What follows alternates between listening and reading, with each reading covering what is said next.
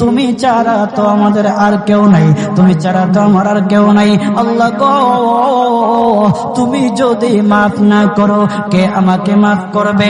তুমি যদি মাফ না করো কে আমাকে মাফ করবে?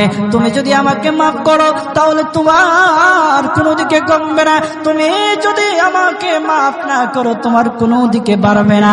আল্লাহ গো, তুমি আমাকে মাফ করে দাও। সারাটা জীবন অন্যায় কাজ করেছি, সারাটা জীবন নাফরমানি করেছি, আমার কাছে কালেমার দাওয়াত কম আসে নাই, আমার কাছে কালেমার দাওয়াত কম আসে নাই, আমাকে লোকেরা কম বোঝায় নাই।